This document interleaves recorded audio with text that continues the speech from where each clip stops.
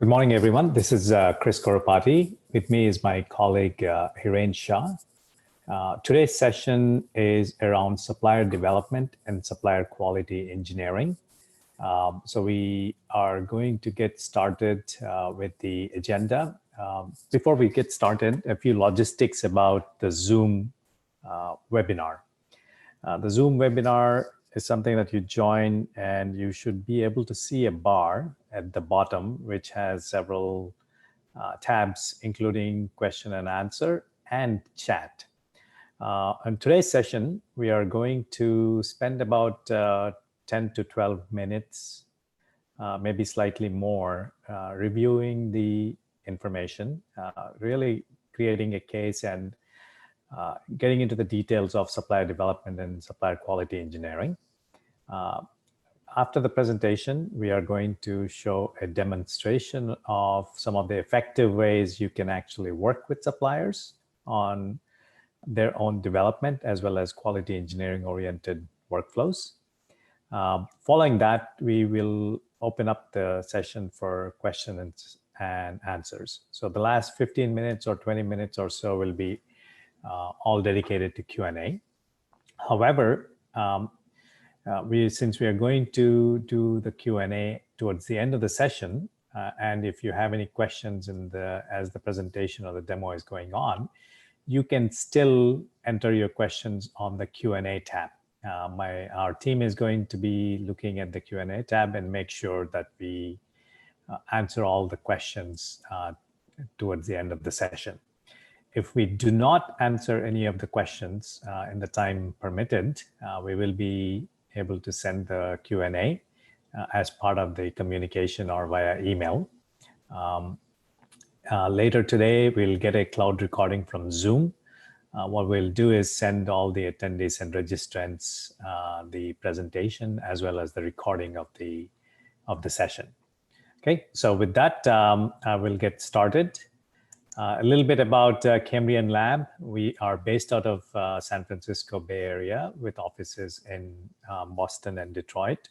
And we mostly serve customers in automotive, high-tech, semiconductor equipment, etc. So our team includes a lot of supply chain, product development experts, as well as the technology that supports supply chain and product development. So we have our feet in both sides of the fence here. So we understand what needs to be done and how to do it effectively.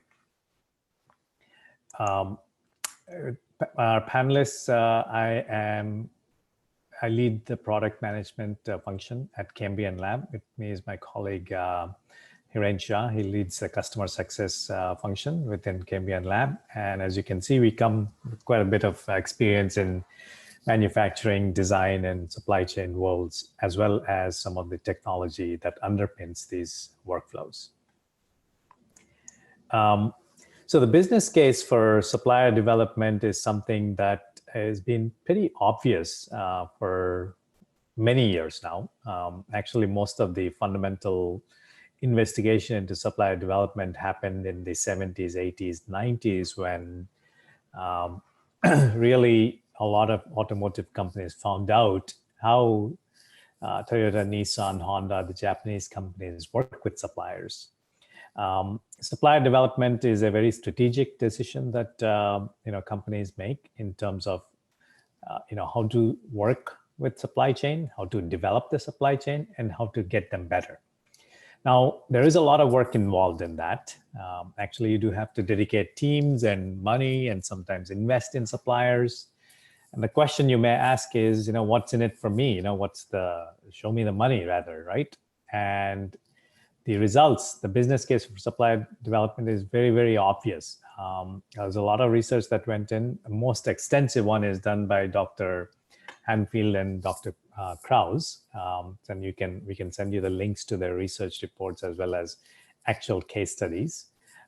Here you can see that the results, especially if you have an underdeveloped supply chains, which is pretty common these days because a lot of supply chains are moving from Far East to closer to the demand. So that brings the need for developing the supply chain. And if you can see the results here, a lot of the very critical supply chain KPIs actually improve, with pretty intensive supplier development activities. So it pays for itself in many, many ways, and it may be even essential for you to be able to develop competitive products and services. And the thing is, supplier development is done in many, many stages in many different forms, right? So if you are bringing on a new supplier, most of the time, after you evaluate the supplier, you may decide to, help them get better so that they can meet your organization's needs and performance goals, right? And depending upon the product and program, there may still be a need to help them develop as part of the process development and validation if you're going to be supplying products and services. This is pretty common across in automotive, aerospace, life sciences, pharma, where you have to get the suppliers to the level where they are actually able to help you get better. And once you help them, the one thing that really apparent to us is they help you get better once they're at a level that that satisfies everyone. And once the supplier is in fact an active supplier to you, it doesn't stop the supplier development activity. It actually continues because there may be new programs, there are areas where they may be falling short. All of those places, you may have to get your supplier quality engineering teams or engineering teams to go and help your suppliers continue to get better. So these are three different areas where supplier development activities are, fairly common. One of the things that underpins a lot of supplier development is actually assessments. And you have to use different types of assessments at different times, right? So if you are bringing on a new supplier, you're primarily looking at, is this supplier, does he have the capability to be a good supplier for us? And once it has been determined that the supplier is good, you still have to, before you bring them on as an active supplier, you will have to conduct product and process audits.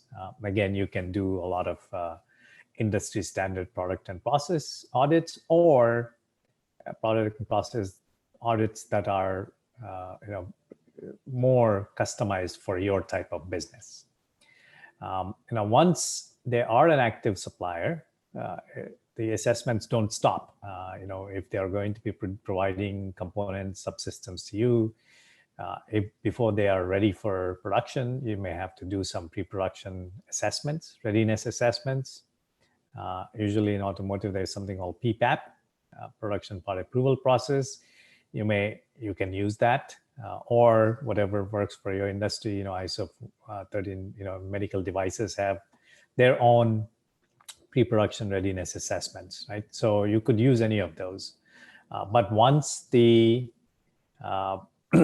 volume production takes place, you may still have to do a few more assessments before you give a clean chit to the customer. Then, of course, it continues on with performance monitoring and assessments. So different things at different time. And this is when you're looking to bring suppliers onto as partners to your company, you may design certain stages for the supplier to go through. The ideal supplier is your preferred supplier, right? They are able to perform at a very, very high level and actually, in fact, pretty important and get your organization get better. And you want all of your suppliers to move in that direction, right? So that they are all becoming preferred suppliers. However, they go through the stages. Your supply sourcing teams may have a good idea of all the potential suppliers for different commodities in different regions. Once the part is recommended or a supplier is recommended, you bring them on if they are good enough to make them as an active supplier so that they can actually provide goods and services. Again, these and if they continue to perform better, they can get to the preferred supplier stage. If they start slipping, obviously you can restrict the suppliers, and if they are continuously not getting better or creating problems, you might disqualify. But hopefully there's not much of that happening, right? If you are doing proper supplier development. So this is again, you can design your own stages, supplier stages that you might want to take them through, but it's a good idea to have this type of statuses for your suppliers. So when you are evaluating and selecting new suppliers, we'll look at it soon. What is the best way to do it, and how do you want to do it in a more cross-functional fashion? You have many assessment facets, right? From the company, the supplier itself, the supplier company itself, to product technology, quality, cost, and the traditional supply chain metrics. But just as important is the supplier's ability to work with you and engage in joint research and development and innovation, right? That's where you can actually leverage suppliers' innovations as well, instead of just giving them a task to do. So you have to really evaluate suppliers from many angles, and this is a very cross-functional process, with input from your teams, sourcing, engineering, quality, supply chain teams, right? And this is even more intricate when you actually start to look at supplier selection for new product development, right? So there are many more facets that you have to really look at.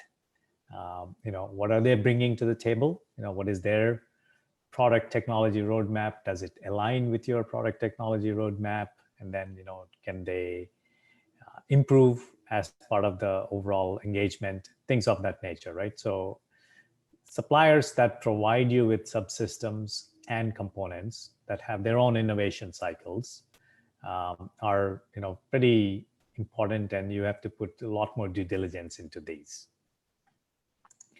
So in terms of when you are bringing on new suppliers, what we see is there are a lot of industry standard audits that you can conduct before they become an active supplier. And actually, we recommend that you start with some self-assessments, research, and then someone within your organization actually visits the site and does a proper product and process audit.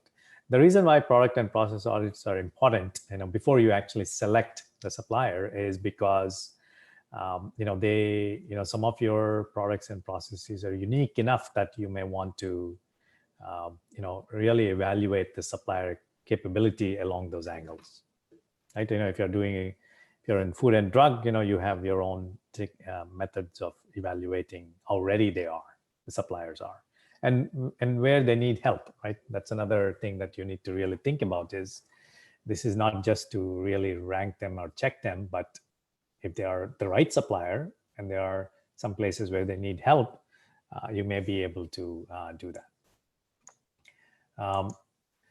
And then in terms of supplier development tactics, there are generally the techniques and tools that you do for the whole supply-based development, right? These are including, QMS audits and supplier councils, training, general training, recognition and rewards. That is applicable for the whole supply base. And then there are times when you have to individually engage with the supplier and do a number of things to get them to the level that they are able to support you. So in terms of some of the quality engineering techniques that you could use, in the beginning, when they become an active supplier, and get them to become a preferred supplier, right? So here, mostly you're talking in terms of they're not an active supplier yet. So you have to really, see if there are areas where they need some help. You can do that with audits and some training and even some Gemba walks within the supplier's plant. And once they become a supplier, you actually do certify them for very product and process specific requirements. Some of the better techniques that we see are around advanced product quality planning, if they know how to do it, or production part approval process. These are very methodical and very deep techniques and tools so that the supplier is able to do the job and do it well, right? And on the way to becoming a preferred supplier. So performance assessments is something that you have once they have become an active supplier. On a routine basis, you do have to do supplier performance assessments. That some of this can be quantitative, some of this is qualitative, where your internal teams are able to provide you with a clean, unbiased assessments. Based on these assessments, you might decide, hey, we need to do some improvement projects. And these can take any shape or form, whatever is most applicable for your organization. It could be 8D, A3 reports, any other improvement process methodologies that you want to use. You should be able to do that. Now, all of that is well and good, but one of the things that you will find is it is pretty difficult to do all of that, especially in this time and age when you're not able to freely go to supply chain, your suppliers, and monitor, work with them closely. So it's a challenge. There is no doubt about that. And part of that is, there are no good tools available to really support this. So that's where we've spent a lot of time. ZFlow is a product of ours, which is designed for supply chain workflows. It has a few key aspects that make it really the right solution for a number of reasons, including how it interoperates with different systems, how it is actually ready for supply chain from day one, and a number of pretty critical workflow apps that are needed to work with suppliers are come together in a ready-to-use fashion, right? So we'll go look at that soon. Some of the workflows that are available in ZFlow. What we'll do is use this demo scenario to really showcase or look at what are some of the effective ways you can actually engage with the suppliers from a beginning to end, so that you are finding who is the right supplier, to getting them onboarded, making sure that they're ready, and help them get better, right? So that they become your preferred suppliers. So that's going to be our demo scenario, and we should be done in about 20-25 minutes, and we'll open up for Q&A. Okay. So I've logged in ZFlow as we have two screens here. On the right-hand side is you as a company. When you log in, you see a number of workflow apps and tools that you can use to engage with suppliers. And to the left is how suppliers participate in those workflows. Not only can they participate in these workflows and use the tools, they become an integral part of your day-to-day work, right? So you can actually what we call a whole company engagement. It should just not be a sourcing person, sourcing leader or stakeholder that is able to work with suppliers.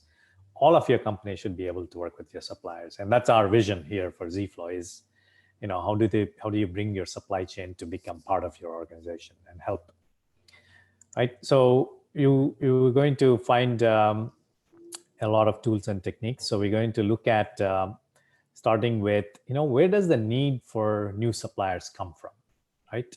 Typically, if you look at it, many of the two needs for new suppliers come from component requests, right? We need a new component, right? So when you look at new components, your engineering team has requesting that we need to get Intel's right part A10X, right? That's what we need to really bring. So we need to onboard Intel or purchase that and make that a manufacturer part as part of our component database. So those, some of the requests may come like this.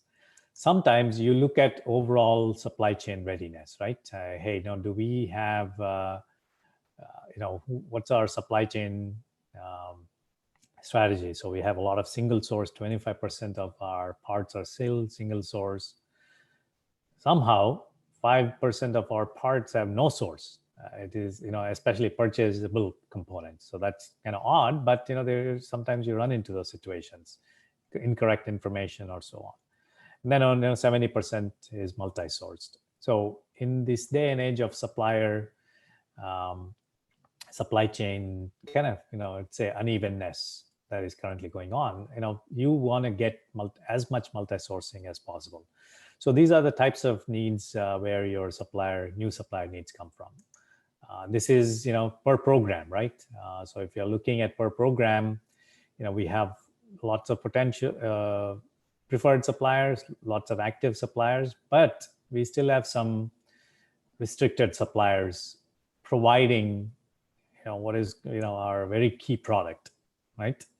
And we still have 15% of the parts single sourced. These are the types of assessments that you can do to understand, hey, where do we need to focus in terms of getting in new supply chain, new supply-based development. So here, once you've decide we are going to bring in Intel, what you can do is create a new supplier evaluation. This can be requested by your design engineering team, or even within sourcing. You're going to bring in Intel as a supplier. You can start this process, and one of the things that we observe is that there is no such thing as a standard evaluation criteria for, there may be some standards, some, I'd say 50% of the evaluation techniques are standardized, but the other 50% are very dependent upon the product program and the type of commodity and the type of requirement. For example, if you're looking at routine, strategic, non-strategic requirements, they have different evaluation criteria and how much weightage you should give for these evaluation criteria, right? So you can design these types of criteria so that use this way of evaluating suppliers and selecting them. So here in this case, we are evaluating Intel for a strategic one. So key is to be able to deliver globally. These are the requirements that your cross-functional team has come up with.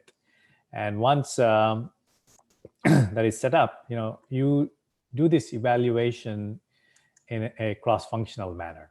Okay, so you'd have engineering, quality, finance, and all of them review this, provide feedback about Intel, and then you're going to be selecting Intel as a supplier, right? Well, Intel obviously is a very good one. Now, once Intel is elected and we've decided that they are a good supplier to bring them on, you still have to go ahead and do a lot of other things so that they are actually a supplier. They become a real supplier within your organization. And a lot of our customers use these interrelated workflows, right? It started as a new supplier evaluation. Once the supplier is evaluated and selected, you become the new supplier onboarding starts. Okay, so here the new supplier request. If you look at the workflow, there will be a little bit of risk analysis that will be done. There is finance review, suppliers are approved, and they're actually created in all of the systems where they have to, if they're providing parts, which parts that they're providing.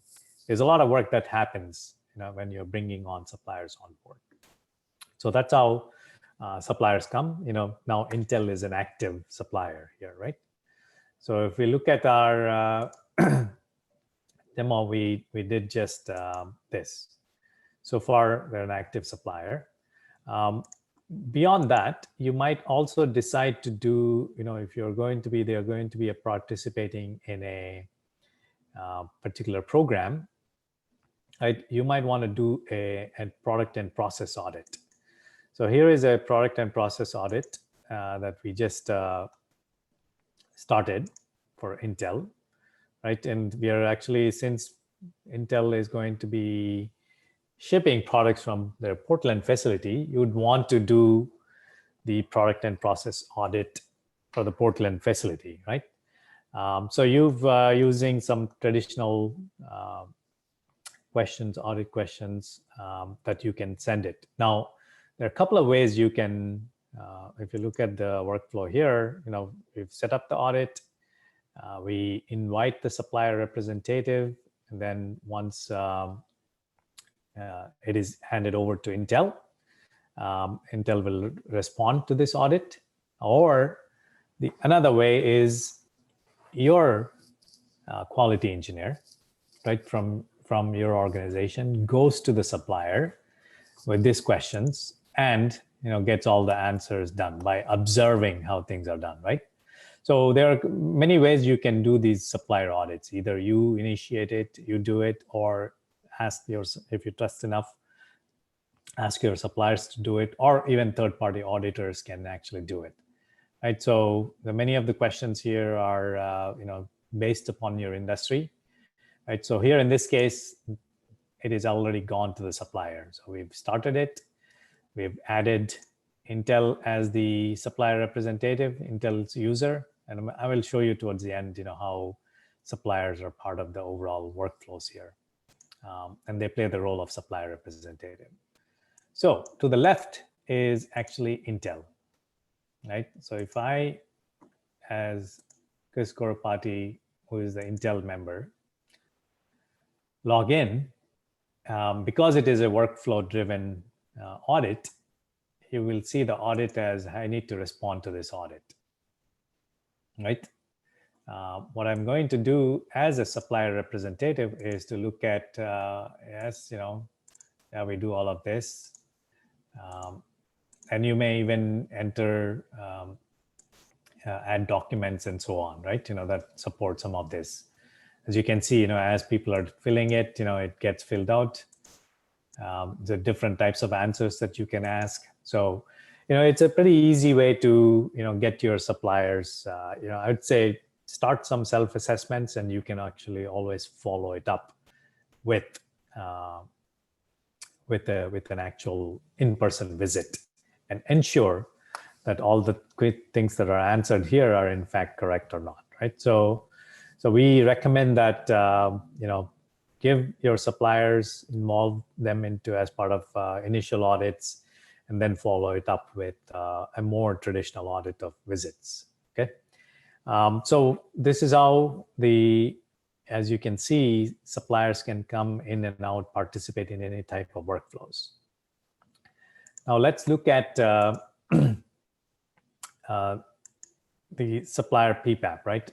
Now that you actually have engaged Intel as an active supplier, your goal is to make sure that they are properly support a specific product program, right? So Intel is supplying us with a system on chip, and it's a pretty important component. And before they are ready and before they go into pre-production, you'd want to make sure that they're doing everything correct. Now, we're going to use a standard method. This is something called production part approval process. Let me open it. What we are doing here is suggesting to Intel, hey, you are going to be using the PPAP, production part approval process, to make sure that you can convince us, you can show us that you're ready for production, volume production. So generally, PPAP requires a lot of checklist items. You have to do a number of things.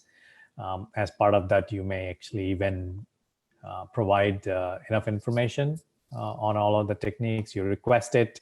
Some of them are required. So you're going to launch this PPAP, so that Intel goes around, comes back, and fills out all of this and sends that information back. So that once the supplier PPAP is approved, it might also require an on-site visit for this, so that you're approving it. Intel is ready to volume ship this part to your company, right, from this plant facility. So a lot of times, when you are assessing, auditing, or approving a supplier to be able to perform or provide a particular part, component, service, you're actually doing these type of assessments as well as production part approval process type of workflows, so that they are ready, right? This essentially makes sure that you checklist all, you verify, you validate, and then the supplier is ready to ship the products. So if you look at this workflow, again, this will show up in for Intel's person to do something. But one of the great things about this workflow is that you can actually even give all of these tasks to the supply chain, to your supplier, right? And in fact, if you enforce it, they will become part of this project, and they will complete these tasks and provide you with all the information through this workflow, right? So you can drive, really detailed production part approval processes out of these types of the workflows. And once they're done, you're confident that they can actually provide you with volume production parts that are using volume production processes. Again, we're not going to go in depth into a lot of this, but the tools that your suppliers can use as part of the production readiness can include any of these things, right? From design FMEA, control plans, process plans, and so on, right? Measurement systems analysis. These are all various tools and techniques that come within this workflow, these workflow apps that your suppliers can use. But the key thing is you are providing a way for your suppliers to participate in these very intensive, what we call workflows, and you're working collaboratively. Okay, so once this PPAPs are approved, you are now into the production phase, right? Intel is doing volume production for 810X, and then you are, of course, when people are doing production, they might still find some issues, or there is always room for improvement. This is at this point you are now ready to actually really look at what is the performance, right?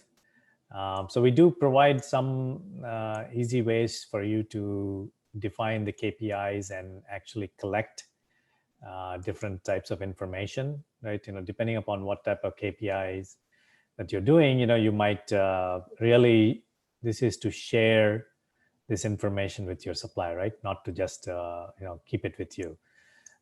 So you can start to really monitor what is going on from various KPIs, right? From a defect perspective to all the different aspects of how you want to really work with your supply chain in terms of improvement, right? So there are lots of different areas: quality, delivery, cost, cycle time, and these are more applicable for quantitative type of KPIs, right? So these are things that you can actually measure very easily because you have data to support that. It's something like a purchase price variance, right? And this is a percentage price reduction is the unit. So you can monitor that using, your purchase orders, etc. Same thing for, lead time. You can monitor, how they are performing, or what lead time are they giving? Are they improving the lead time? So these are the types of things, minimum order quantities. So these are all metrics that you can work with your supplier to continue to improve. More quantitative metrics. However, there are times when we work with our customers, not everything is quantitative, right? You need to sometimes do what are called vendor assessments. So vendor assessment, current status obviously is Intel is now reached the preferred supplier status, right? There are no more active suppliers. So they've been doing so well that they've reached preferred supplier status. However, it is always a good idea to do assessments of a supplier. An assessment for us is somewhat of a qualitative approach, but you arrive at some quantitative metric. There are some things that you want to ask internally within your team. Okay, how is Intel doing, right, in terms of various performance criteria? So, and you might want to measure how Intel is doing against different programs, right? Intel is providing for system on chips for Model X, Model Y, and Model Z. Then they may vary, right? Different stakeholders within your organization may be involved working with Intel, right? From your design engineering to purchasing, sourcing to quality engineering teams. So you want to get their input on how Intel is doing, right? And so this is a workflow, assessment workflow that we've designed, which works really well, is to run this assessment and ask different roles, logistics, purchasing within your organization that do different for different programs and get their input. So the workflow, really, if you look at it, it first survey is developed, built in, and this is something that you can do it yourself, what questions to ask for the survey. And you send it internally, supplier assessments, and you actually, once the results are back, you will share this with your supplier, right? Because these are based upon the inputs. For example, if you look at these, the values that came from, so the component engineer for process stability for Model Y, how long did it take to hit the target? The component engineer actually gave a score of 5, right? And we use internal weighting factors, that were defined for this. You will design what those weighting factors are. But at the end of the day, after all the inputs came from the cross-functional team, this is the scorecard, assessment scorecard. This is not performance metrics, right? This is more of a internal assessment, how it is. And obviously, this is based upon the experience working with it. Some of it is quantitative. But you will give this to the supplier. If you look at this workflow, you would email it to a supplier, or you meet as a procurement or sourcing stakeholder with the search chain. This is what our team has come up with in terms of your assessment. As you can see, there are areas where we need to do improvement. The goal here is not to beat down on the supplier, saying this is to really show them these are the areas where you need improvement, right? Obviously process stability, it took a long time to get to Model X, but you seem to be getting better at Y and Z. These are of no concern for us, but let's start working on these types of programs. So this is when you actually can say, hey, I'm going to start an 8D process improvement process, right? So you can then set up an 8D process, look at how do you want to do it, root causes, preventive action, permanent corrective action. All of that can be designed, and it's directly related to your vendor assessment.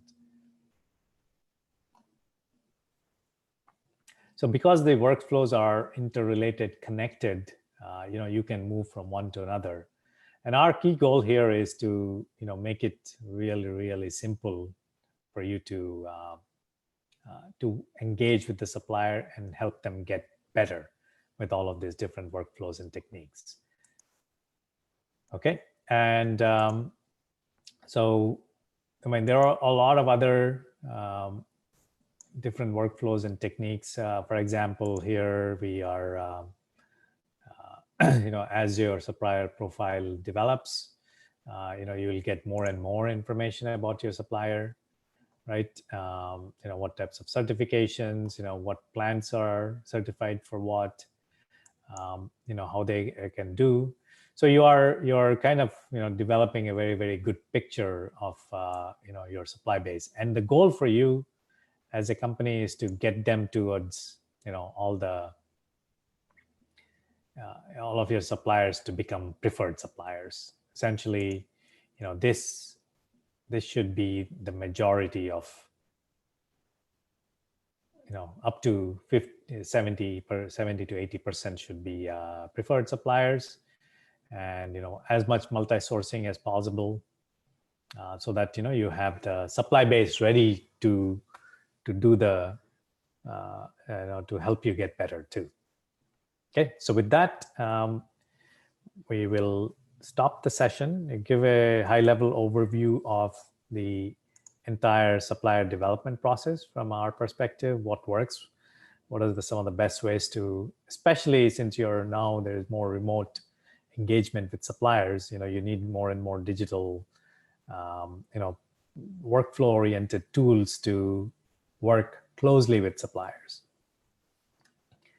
Okay, before we get into Q&A, one of the things that we do support for all of our prospects and customers are test drives and free proof of concept. We understand some of your supply chain, supplier development work can be very specific to how you do business, and that is best done with a proof of concept. However, if you want to use any of the tools, test drive the tools that are already there, you can, we'll set up a test drive and give an overview of how to use it. Okay. So with that, let's me open the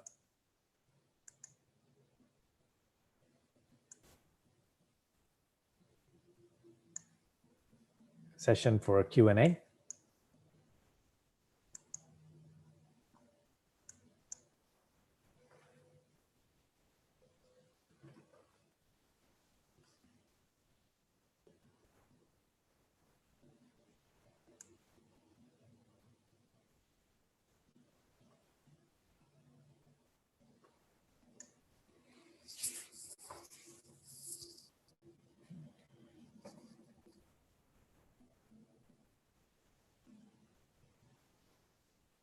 Yeah, so there is a question on integration. So the system itself, the workflow engine is connected to a lot of, I would say, engineering and ERP systems like SAP. So we get a lot of vendor information, purchase orders, any quantitative information from that is needed to support supplier engagement and supplier providing the information that they need directly from those systems. It's very easy to connect. It's one of the challenges I know a lot of supply chain systems or supplier engagements and supplier development systems have, but we actually do support that really well here. So these are different SAP other systems that are connected, and we can easily, if we need to get a list of vendors who are there and make them part of the overall workflows, we just get the vendors, those come in directly into the system, and they become actual, what we call supplier objects. So these supplier objects actually here allow you to If you look at, for example, Intel, which we have been working, we've actually designed so that these two users from Intel can participate in any of the workflows. Intel can also self-register, as a supplier admin. Chris.Gorpati here can actually log in here and add Intel users too. So in a way, we provide suppliers a very easy way to join in as part of the workflows. You can initiate it, or they can also initiate the self-registration.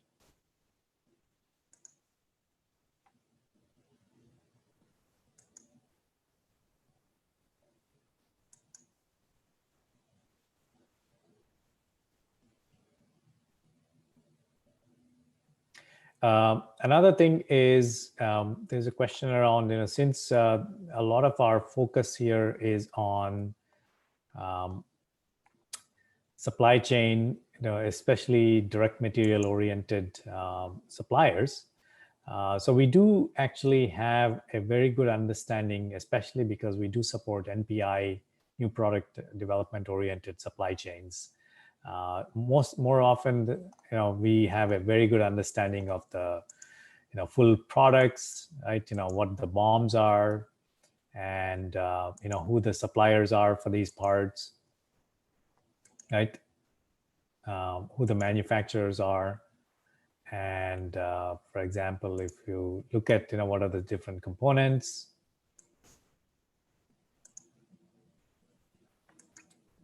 So that is that is how we are actually able to understand, which are single source, which ones are multi-sourced, and where you need to do a little bit of, work to improve your supply chain resiliency.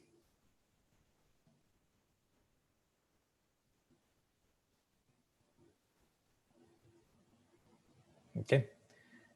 We also have some additional tools around, looking at a product and trying to understand, what some of the supply chain risks and sourcing oriented risks that are there, right? Which parts, which components have some level of risk if it is associated to it, and what you can do about it, right? So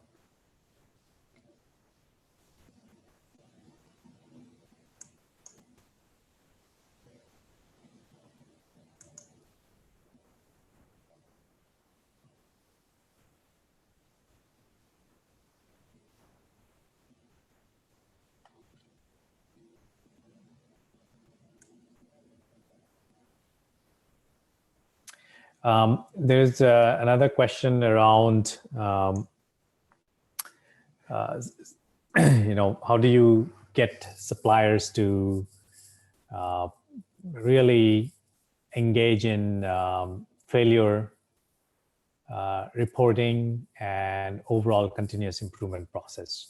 One of the things, if you notice here, the Launchpad, customers, suppliers also have a way to engage in any other process, right? From corrective actions and so on. So if there is a non-conformance, for example, it's common to have non-conformances that you identify, right? And some of that is related to a supplier, causes supplier. And you decide that, supplier action is needed, supplier is Intel. At this point, you can actually involve suppliers into this NCR process. And if you look at the overall process here, it led to a corrective action and an A3 report to deal with this corrective action, right? So here, suppliers is signed with the corrective action. And when we look at this corrective action here, IC is not in proper condition, packaging issue, proposed action is a Kaizen event or A3 report. And we actually started an A3 report here. Right? So that's how you can involve suppliers into your overall problem problem resolution or failure analysis, and corrective action implementations.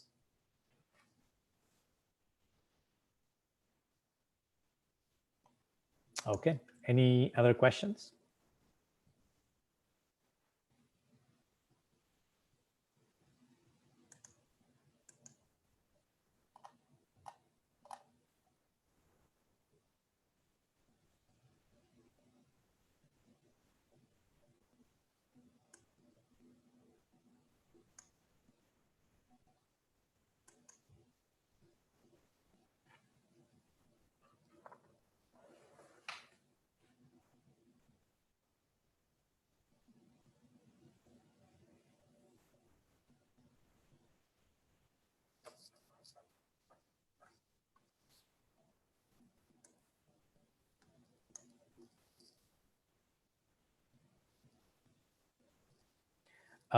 If any of you is interested in any of the free tribes or more information about ZFlow or in general supplier development, some of the techniques that we have developed, you can definitely reach out to us. When we send the recording as well as the presentation, you'll have our contact information. Feel free to reach out to us and we can set up a one-on-one session to go deeper into any of these topics. Okay, so we will leave the Q&A session for another 5 minutes, and then we'll close the session, and you can expect an email with this content either later today or by tomorrow morning.